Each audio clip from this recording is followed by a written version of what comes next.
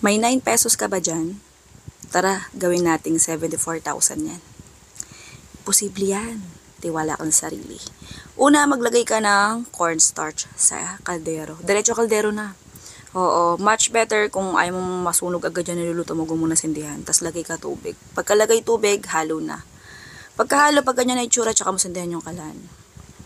Yan, tas diretso halo ka na. Sa paghalo, pwedeng gradually, pwede naman dahan-dahan, pwede rin naman mabilisan. Depende sa lakas ng apoy.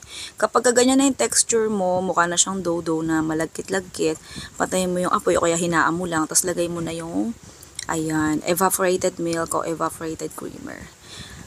Next, lagay mo yung, ayan, kalahating dilata nung sweet corn. Yung dunurog na mais. Oo. Tas halo lang.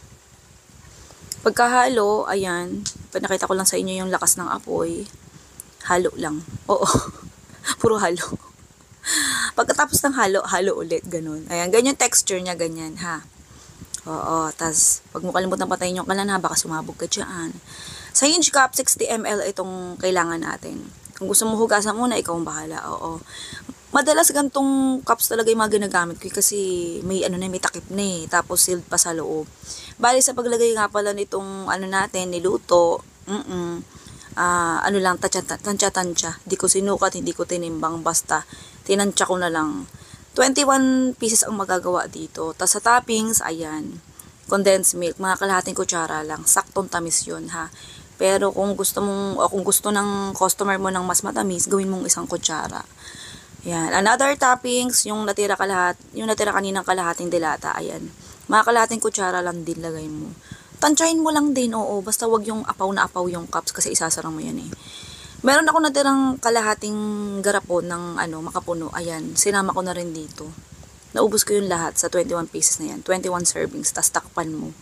Oo, ganyan.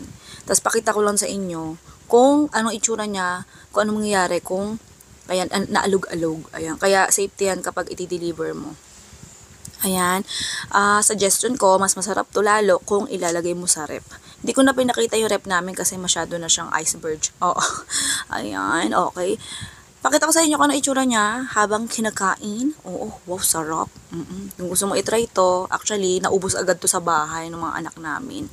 Sarap na sarap. Kaya, kuhang-kuha mo yung lasa ng mga bata dito kasi nga sweet. Pero sakto lang tamis ito, hindi masakit sa lalamunan. Oo, kaya yun yung dahilan ko kung bakit hindi ako naglagay ng matamis sa pinaka-mixture ng maha natin. Makapuno corn maha ang pangalan ng recipe natin. Ito yung costing ha, ikaw na balas umusga. Sige na, goodbye, good luck. Love you.